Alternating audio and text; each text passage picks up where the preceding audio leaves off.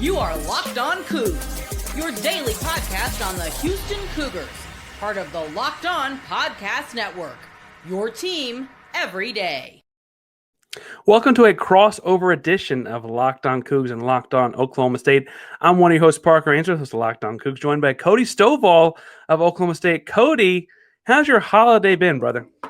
Absolutely fantastic. I know this is a basketball-centered conversation, but our football team has a pulse, and we've been able to kind of galvanize around some of the Todd Grantham, SEC, NFL-style guys. But it is basketball season, and the holidays have been good to us from a football perspective. But basketball, well, it's as they say, it's up in the air right now. It is up in the air. Has to go up to go in, as they say. Yeah. So I want to talk some about the basketball season, about who to look out for, and what outlooks are in the Big 12.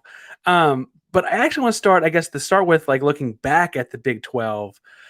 Oklahoma State played a pretty key role at a very monumental moment for the Big 12 Conference when they beat Seton Hall to secure a win in the Big East Big 12 Challenge. Cody, did you know O State was going to be that important to the Big 12 this year?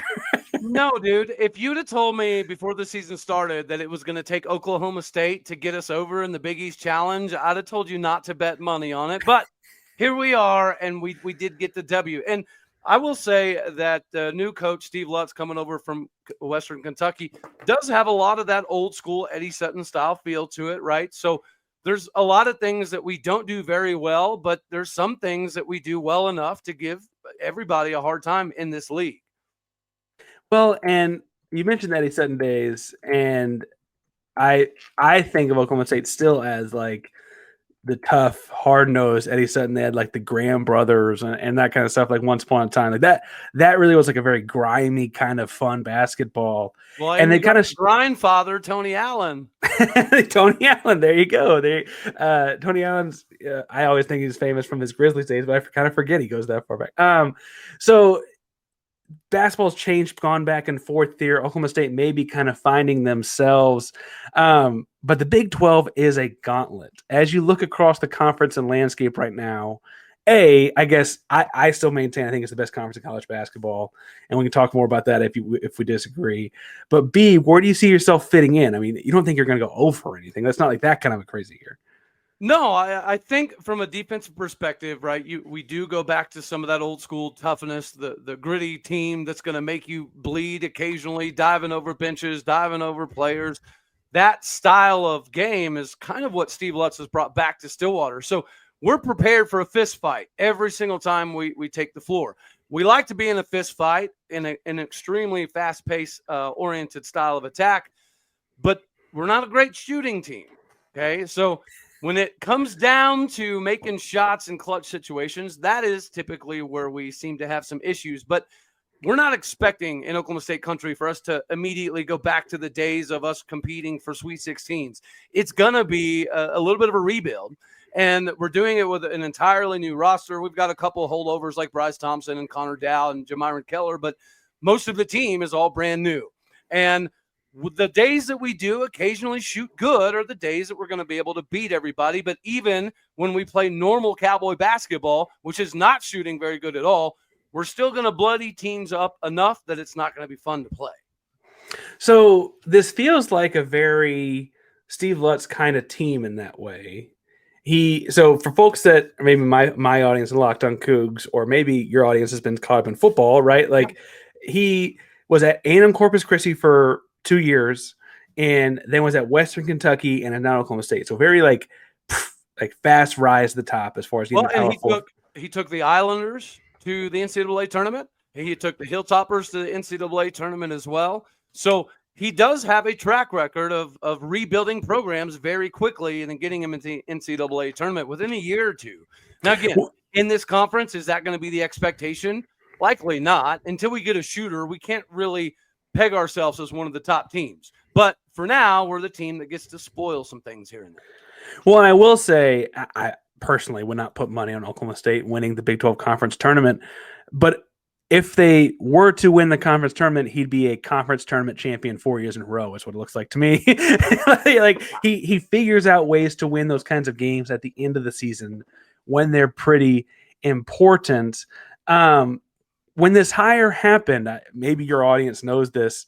What did you know or think about the hire? Because I know on Twitter you had talked about at one point. I think I even saw you talk about Gottlieb. And I think there was a lot of names being tossed around. I think Boynton had some connections recruiting wise, never really played out on the floor in the right way.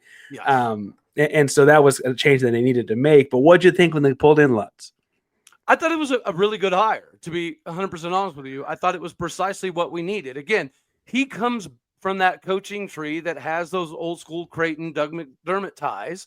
And that alone, I think, gave me a lot of excitement. We made a run at Dusty May. We made a run at Danny Sprinkle. And obviously, we did have some conversations with Doug Gottlieb. But when it came to rebuilding a program, Steve Lutz is a pretty good guy to do it. You just mentioned his most recent success. If he's able to do that in Stillwater, then of course it transcends Oklahoma State basketball, because we've had back-to-back coaches that were phenomenal 5-star recruiters that brought several 5-stars to Stillwater, but they could not win, in both Travis Ford and Mike Boynton. Steve Lutz, it maybe isn't getting the big sexy 5-stars like those two guys were, but we're playing a completely different brand of basketball. Under Mike Boynton, it was all isolation. We did not run half-court sets, Parker. We didn't do it. And isolation, when you have Cade Cunningham or Marcus Smart, that's cool. That might work. But when you don't have those dudes, then it looks like an absolute cluster fluff, and that's what most of the last couple of years has been. That's why this is exciting. It's not great. It's not a sexy, fun brand of basketball yet, but it's at least enough for us to get excited about. We're already having a better record on the road this year under Steve Lutz than we did the last 2 years under Mike Boynton. So it's not a big level of success, but it's already been somewhat successful. I just looked back up the schedule to make sure that was right. That is true. You're having a better year on the road. That's crazy. I need to steal cluster fluff too, because that's pretty good. And for what it's worth, again, folks at home that maybe are getting used to O State basketball or from my audience, the Houston Cougar folks, he's a Texan. He went to Texas Lutheran. He's from San Antonio, has coached at, as far as Texas goes, Stephen F. Austin, SMU, and then he was the head guy at A&M Corpus Christi, obviously. So this Big 12 region of basketball is not going to be unfamiliar to him as far as recruiting goes. I think down the line, it's just year one in the system. All right, so you mentioned they're going to spoil some people's seasons. They're not going to fall all the way out and all that kind of stuff.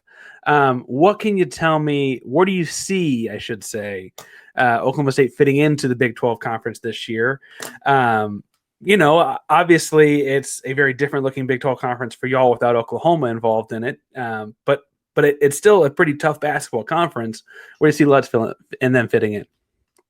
I mean, like I said, this season, we're just kind of, in my opinion, going to play the spoiler role, right? The biggest thing that we could do for ourselves is just to give us a chance in the Big 12 tournament, which we have not been doing as of the last few years. So if we can at least get into the Big 12 tournament and maybe win a game or two, I think that's kind of not necessarily the pinnacle of success for the season. But if you were to tell us before the season that you're going to make the Big 12 tournament and you're going to win a game, I think a lot of us would have been up in arms and elated. So, again, we're not going to add a lot to the top half of the league, but what we are going to do is mess up some of the top half of the league's grandiose plans for the end of the season.